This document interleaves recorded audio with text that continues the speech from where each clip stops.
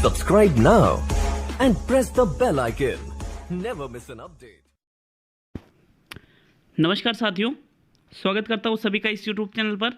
मित्रों, साइकोलॉजी का test number 12 है और 20 महत्वपूर्ण आपके लिए लेकर आया हूँ अप्लाइड प्रश्न और फैक्ट वाले प्रश्नों का बहुत ही अच्छा मिश्रण, जो एग्ज़ाम की दृष्टि से बहुत ही इंपॉर्टेंट प्रश्न बनते हैं।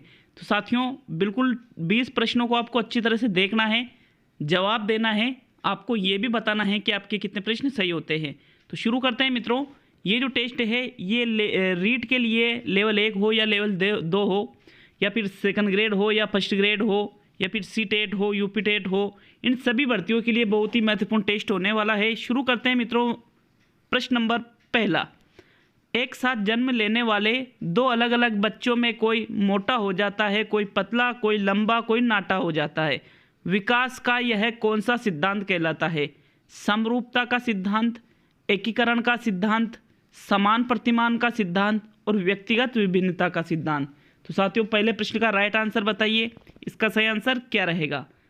साथियों देखिए, जो प्रश्न है उसके आधार पर आपको लग रहा होगा कि इसका चौथा विकल्प सही है, व्यक्तिगत विभिन्नता का सिद्धांत, क्योंकि सभी व्यक्ति की अलग अलग विशेषता होती है। एक साथ जन्म लेने वाले बालक, चाहे वो एक ही माँ की संतान हो, जुड़वा बालक हो, लेकिन फिर भी उनमें कोई ना कोई अंतर तो रहता है। इसको ही कहा जाता है व्यक्तिगत विभिन्नता। तो मित्रों देखिए, कोई मोटा, पतला, लंबा, नाटा, बुद्धिमान, बहुत सारी चीज़ें हैं। तो मित्रों ये किसके कारण होता है? ये होता है व्यक्तिगत विभिन्नता के कारण। इसको ही कहा जाता है व्यक्तिगत विभिन्नता का सिद्धांत। मित्रों यहाँ पे समरूपता का गलत है, एकीकरण गलत है, समान प्रतिमान इसको आप नहीं कह सकते। चलिए नेक्स्ट दूसरा प्रश्न देखेंगे। दूसरा प्रश्न है मित्रों, ठोस अवस्था, लैंगिकता का काल या संवेदनशील उम्र किसे कहा जाता है? बाल्यावस्था को, किशोरावस्था को, शैशवावस्था को और प्रौढ़ावस्था को। तो साथियों इसका आपको राइट आंसर बताइए। ये फैक्ट वाला क्वेश्चन है, व्यवहारिक क्वेश्चन भी बहुत सारे मिलेंगे आपको यहाँ पर। तो मित्रों ये राइट आंसर है किशोरावस्था। ठोस अवस्था भी किशोरावस्था को कहते हैं, लैंगिकता का काल भी किशोरावस्था को कहते हैं और संवेदनशील उम्र भी किशोरावस्था को ही कहते हैं। इसलिए मित्रों इसका कौन सा विकल्प सही रहेगा? दूसरा विकल्प इसका सही रहेगा। नेक्स्ट बढ़ते हैं मित्रों तीसरे प्रश्न की ओर। तीसरा प्रश्न है, एक बालक को गुस्सा आने पर वह बार बार उसकी अभिव्यक्ति मलमूत्र का त्याग करके करता है। फ्रायड के सिद्धांत अनुसार बालक की उम्र कितनी है? 1 वर्ष, 2 से 3 वर्ष, 4 से 5 वर्ष, 5 से 7 वर्ष। तो मित्रों आपको इसका उत्तर सिगमंड फ्रायड ने जो मनोविश्लेषण का सिद्धांत बताया था, ठीक है, किसका, सॉरी, मनोलैंगिक विकास का, मनोलैंगिक विकास का जो सिद्धांत बताया था सिगमंड फ्रायड ने, उसके आधार पे आपको इसका आंसर देना है। क्योंकि उन्होंने इस सिद्धांत में बताया था कि बालक को गुस्सा आने पर वह मलमूत्र के माध्यम से इसका प्रदर्शन करता है, मलमूत्र त्याग करके। तो कौन सी अवस्था में बालक ऐसा करता है? साथियों 1 वर्ष, 2 से 3 वर्ष, 4 से 5 या 5 से 7 वर्ष। मित्रों इसका जो सही आंसर है वो बताइए। मित्रों इसका सही आंसर आता है 2 से 3 वर्ष। कौन सा? 2 से 3 वर्ष, जिसको धारणात्मक अवस्था भी कहा जाता है। यहाँ पर क्या होता है, इस अवस्था में बालक को जब गुस्सा आता है तो मलमूत्र का त्याग करता है बार बार। क्यों करता है? क्योंकि वो गुस्से की अभिव्यक्ति उसके माध्यम से करता है। मित्रों यहाँ पर दूसरा विकल्प सही रहेगा। नेक्स्ट चौथा प्रश्न देखेंगे। चौथा प्रश्न है, राजू कहता है कि सूरज चंद्रमा मेरे साथ साथ चलते हैं और तस्वीरें भी सिर्फ मुझे ही देखती है। जीन पियाजे के सिद्धांत अनुसार राजू किस अवस्था में है? संवेदी पेशी अवस्था, पूर्व संक्रियात्मक अवस्था, मूर्त संक्रियात्मक अवस्था या औपचारिक संक्रियात्मक अवस्था। तो साथियों इसका राइट आंसर बताइए। मित्रों चौथा प्रश्न में विकल्प नंबर दूसरा सही है, पूर्व संक्रियात्मक अवस्था, जिसको कहा जाता है प्री ऑपरेशनल स्टेज। इसकी उम्र होती है 2 से 7 वर्ष की। ये यहाँ पर जो उदाहरण दिया गया है कि सूरज चंद्रमा मेरे साथ साथ चलते हैं, तस्वीरें सिर्फ मुझे देखती है, इसको कहा जाता है अहम केंद्रिता। ठीक है, क्या कहा जाता है इसको? अहम केंद्रिता इसको कहा जाता है। जीन पियाजे ने ये चीज़ दूसरी अवस्था में बताई है कि जब बालक 2 से 7 वर्ष के बीच में होता है या पूर्व संक्रियात्मक अवस्था में होता है तो बालक में ये गुण पाया जाता है। तो साथियों यहाँ पर दूसरा विकल्प सही है। आशा करता है आपको प्रश्न समझ में आ रहे होंगे। प्रश्न 5 देखेंगे मित्रों। 5वां प्रश्न है, कुत्ते द्वारा अपने मालिक को देखकर दुम हिलाना कौन सी बुद्धि का बोध कराता है? मूर्त बुद्धि, संज्ञान बुद्धि, अमूर्त बुद्धि, सामाजिक बुद्धि। तो साथियों 5वें प्रश्न का राइट आंसर बताइए। मित्रों इसका जो सही आंसर आता है 5वें प्रश्न में विकल्प नंबर 1 सही है, क्योंकि देखिए कुत्ते द्वारा मालिक को देखकर दुम हिलाना, दुम क्यों हिला रहा है? क्योंकि देख कर हिला रहा है ना, सामने प्रत्यक्ष रूप से, और प्रत्यक्ष रूप से देखकर कोई कार्य किया जाता है तो उसमें कौन सी बुद्धि का प्रयोग होता है? मूर्त बुद्धि का प्रयोग होता है। अतः मित्रों यहाँ पर प्रथम विकल्प सही रहेगा। नेक्स्ट 6ठा प्रश्न देखेंगे मित्रों। 6ठा प्रश्न है, थ्रस्टन एवं केली की बुद्धि संबंधी प्राथमिक मानसिक योग्यताओं का संबंध है विश्लेषण व तर्क से, संश्लेषण व विश्लेषण से, आगमन निगमन से, और इनमें से सभी से। तो साथियों जो थ्रस्टन एवं केली ने बुद्धि का सिद्धांत दिया था, उन्होंने बुद्धि की जो 7 विशेषता बताई थी, इनको प्राथमिक मानसिक योग्यता कहा था। अब इनका संबंध इन्होंने बताया था। राइट आंसर बताइए आपके अनुसार। मित्रों इन्होंने इनका संबंध बताया था प्राथमिक मानसिक योग्यताओं का आगमन निगमन से। किससे संबंध बताया था? आगमन निगमन से। मतलब बुद्धि की जो प्राथमिक मानसिक योग्यताएं हैं, जो 7 प्राथमिक मानसिक योग्यताएं हैं, इनका संबंध आगमन तर्क से और निगमन तर्क से होता है। पहले जो व्यक्ति है वो पूर्ण से अंश की ओर जाता है, फिर जो निगमन में है वो सामान्य से विशिष्ट की ओर बढ़ता है। आगमन में भी विशिष्ट से सामान्य की ओर सूत्र चलता है। मित्रों यहाँ पर तीसरा विकल्प सही रहेगा प्रश्न नंबर 6 में। नेक्स्ट 7वां प्रश्न देखेंगे।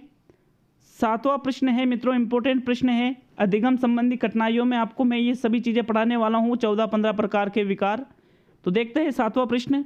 बाजार जाते समय बार बार अपने कपड़ों की जांच करना। देखा होगा ना आपने, कई लोग होते हैं। और शादी पार्टी में खाना खाते समय यह सोचना कि सब मुझे देख रहे हैं और खाना न खा पाना कहलाता है।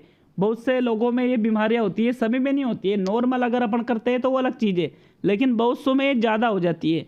तो इसको डिस्थीमिया कहा जाता है, प्रोजेरिया कहा जाता है, डिसमेटिया कहा जाता है, या डाईमोर्फिया इसको कहा जाता है। तो साथियों इसका राइट आंसर बताइए।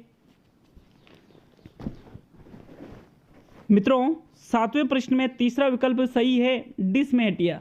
डिसमेटिया का मतलब है कि ये एक शर्म संबंधी विकार है। लोगों को इसमें जिन लोगों में ये विकार होता है उनको शर्म की भावना उत्पन्न होती है। वो बालक या फिर जो व्यक्ति होता है वो बहुत अधिक शर्माने लगता है और अनावश्यक क्रियाएं करने लगता है शर्म के कारण। जैसे यहाँ कपड़ों की जांच की जा रही है, बार बार शादी पार्टी में जा रहे, खाना खा रहे, तो यूँ सोच रहे और सब मुझे देख रहे, तो इस प्रकार को ही कहा जाता है डिसमेटिया। मित्रों डिस्थीमिया भी आपको बताना चाहूँगा कि डिस्थीमिया तनाव संबंधी विकार होता है।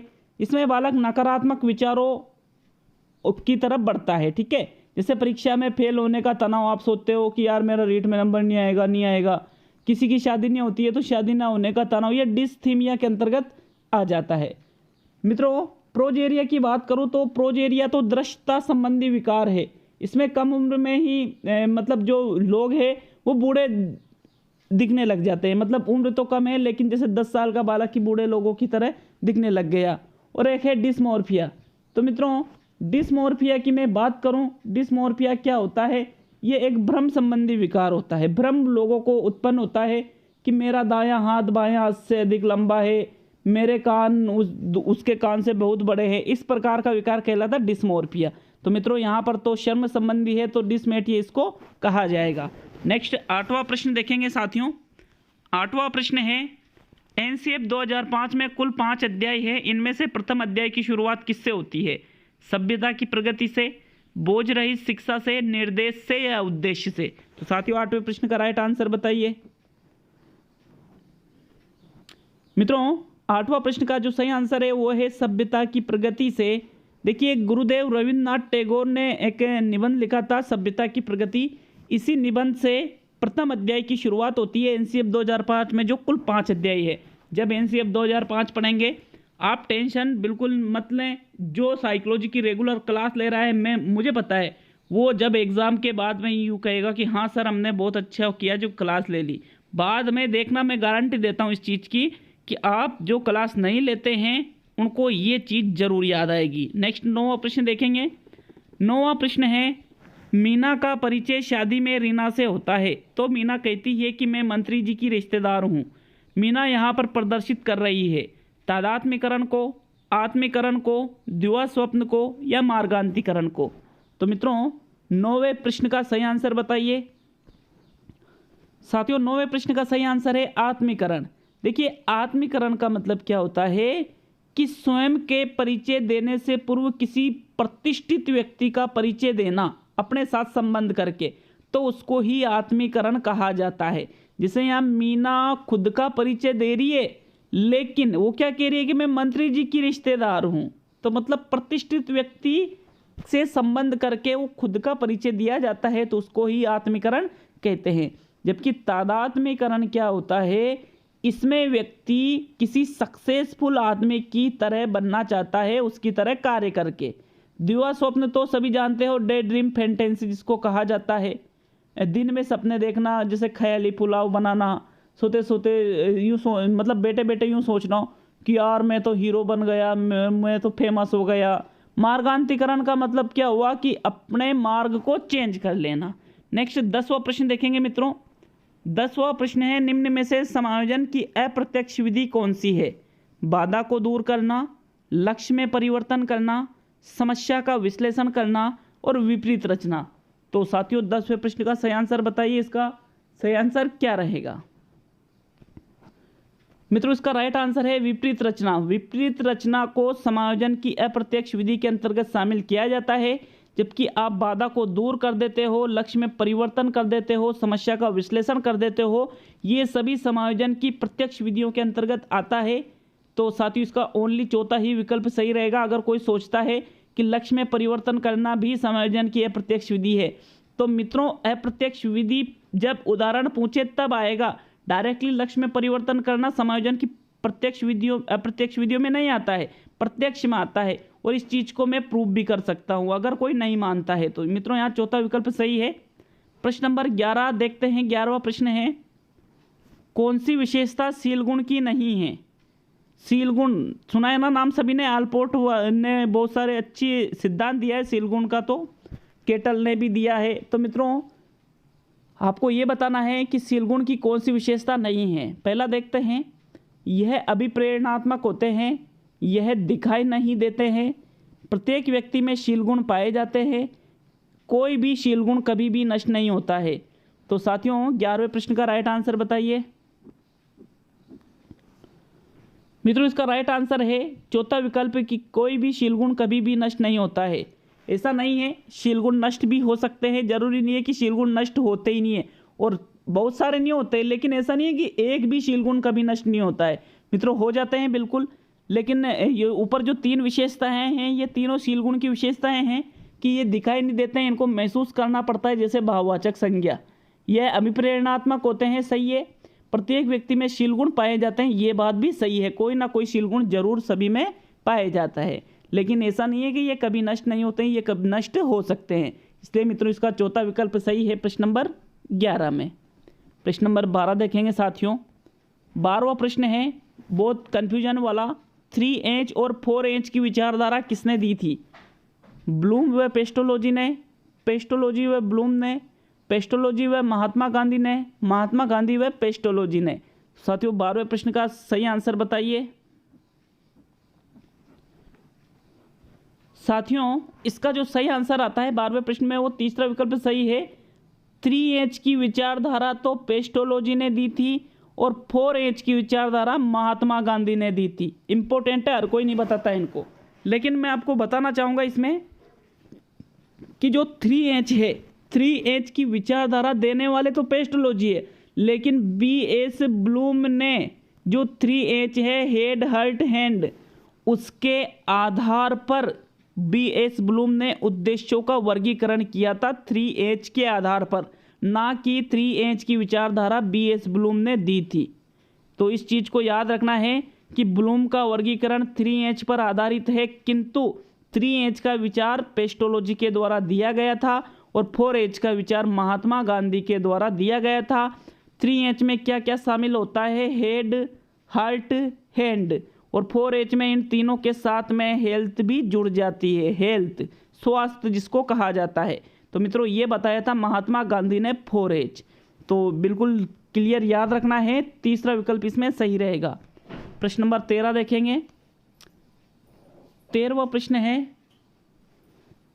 लड़की के द्वारा लड़के का प्रपोजल ठुकराने पर लड़के का घर बैठकर इसमें तेरा घाटा मेरा कुछ नहीं जाता, ज़्यादा प्यार हो जाता तो मैं सह नहीं पाता जैसे गानों को सुनकर आत्मसंतुष्टि प्राप्त करना कौन सी समायोजन युक्ति के अंतर्गत आएगी। तो मित्रों ये प्रश्न बहुत चला, इसलिए मैंने इसको टेस्ट में डाल दिया कि इसका जो ऑथेंटिक और राइट आंसर है, बहुत सारे जो टीचर है अलग अलग इसका आंसर बता रहे हैं, लेकिन इसका जो ऑथेंटिक और 100% जो एग्ज़ाम में अगर आ जाए तो कौन सा आंसर सही माना जाएगा वो मैं यहाँ बताना चाहूँगा। विकल्प है द्विवा स्वप्न, युक्तिकरण, शमन और प्रक्षेपण। तो मित्रों इसको कहा जाएगा युक्तिकरण। क्या कहा जाएगा इसको? युक्तिकरण, या फिर इसको आप जुगाड़ भी कह सकते हो, क्योंकि इसमें व्यक्ति क्या कर रहा है, समायोजन करने के लिए कि इसमें तेरा घाटा मेरा कुछ नहीं जाता, एक जुगाड़ कर रहा है खुद को समझाने के लिए, इसलिए इसका ओनली युक्तिकरण ही आंसर रहेगा। बहुत से इसमें द्विवा स्वप्न बताते हैं, लेकिन द्विवा स्वप्न तो क्या होता है, ख्याली पुलाव बनाना कि यार ऐसा हो जाता वैसा हो जाता मैं उसके साथ, तो कोई ख्याली पुलाव बुरा थोड़ी बनाता है, इसलिए मित्रों इसका दूसरा विकल्प सही रहेगा। साथियों 14वां प्रश्न देखेंगे। देखिए 14वें प्रश्न को, अमित कक्षा 4 में पढ़ता है, जब वह गणित के प्रश्नों को हल करता है तो कौन सा सिद्धांत प्रयोग में लाता है? सूझबूझ का सिद्धांत, अंतर्दृष्टि का सिद्धांत, शास्त्रीय अनुबंधन का सिद्धांत और प्रयास एवं त्रुटि का सिद्धांत। तो 14वें प्रश्न का सही आंसर बताना है आपको, किसका राइट आंसर क्या रहेगा। साथियों प्रश्न को समझिए अच्छी तरह से। इसका जो सही आंसर आता है वो है चौथा विकल्प, प्रयास एवं त्रुटि का सिद्धांत। मित्रों प्रयास एवं त्रुटि का सिद्धांत ये क्यों रहेगा, देखिए क्योंकि अमित कक्षा 4 में पढ़ता है वो ज़्यादा इम्पोर्टेंट नहीं है, वो इम्पोर्टेंट ये है कि वह गणित के प्रश्नों को हल कर रहा है, और गणित के प्रश्नों को अभ्यास के द्वारा ही हल किया जाता है जिसमें त्रुटियां भी होती है। तो थॉर्नडाइक का जो सिद्धांत है प्रयास एवं त्रुटि का सिद्धांत, वो ही इस पर लागू होता है। ऐसा तो है ही नहीं कि सूझबूझ और अंतर्दृष्टि तो दोनों एक ही है, तो क्या अचानक कि हाँ ऐसे ये सवाल होगा, नहीं ऐसे नहीं, प्रैक्टिस करनी पड़ती है गणित के लिए। और अनुबंधन तो कोई हो ही नहीं रहा है कि अनुबंधन से ही सवाल कर देंगे। तो मित्रों इसका चौथा विकल्प सही रहेगा। प्रश्न नंबर 15 देखते हैं। 15वां प्रश्न है, कुछ लोगों का कहना है कि जब बालकों को गुस्सा आता है तब वह खेलने चले जाते हैं। वह तब तक खेलते हैं जब तक पहले से अच्छा महसूस नहीं करते हैं। उनके व्यवहार में निम्न में से कौन सा प्रतिरक्षा तंत्र प्रतिलक्षित होता है? तो साथियों इसे प्रक्षेपण कहेंगे, विस्थापन कहेंगे, प्रतिक्रिया निर्माण कहेंगे या उदात्तीकरण कहेंगे। साथियों इसका राइट आंसर है विस्थापन, इसको कहा जाएगा। विस्थापन का मतलब होता है कि जो अपने ऊपर अपना गुस्सा है वो दूसरे के ऊपर अपन थोप देते हैं, दूसरे के ऊपर निकाल देते हैं। जैसे बालकों को गुस्सा आ रहा है तो वो कहाँ जा रहे हैं, खेलने। अब वो तब तक खेलेंगे जब तक उनका गुस्सा उतर नहीं जाता है, तो वो खेल के माध्यम से अपना गुस्सा निकाल देते हैं। इसको ही कहा जाता है विस्थापन। प्रक्षेपण में तो अपने दोषों को दूसरों के प्रतिक्रिया निर्माण में क्या होता है, इसको देखो, एक तो रिएक्शन फॉर्मेशन या इसको तार्किकीकरण भी कहा जाता है कि समस्या के संबंध में यहाँ पर असंभावित तर्क दिया जाता है कि जैसे इस बार बारिश नहीं होती तो मैं रोज स्कूल जाता, इस प्रकार प्रतिक्रिया निर्माण कहलाता है। और मित्रों जो उदात्तीकरण और अंतिम जो विकल्प आता है इसको शोधन भी कहा जाता है और मार्गांतरीकरण या सब्लिमेशन कहा जाता है। इसमें क्या होता है कि लक्ष्य प्राप्त ना होने की स्थिति में लक्ष्य के मार्ग में परिवर्तन कर लिया जाता है। तो मित्रों यहाँ पर अपने को तो दूसरा विकल्प ही सही रखना है, दूसरा विकल्प आपका यहाँ सही रहेगा। प्रश्न नंबर 16 देखेंगे। राजा हरिश्चंद्र में सत्यवादी शील गुण, हिटलर में तानाशाही शील गुण आलपोर्ट के अनुसार संबंधित है। कार्डिनल शील गुण इसे कहेंगे, केंद्रीय शील गुण कहेंगे, गौण शील गुण कहेंगे या सभी। तो साथियों 16वें प्रश्न का सही आंसर क्या है?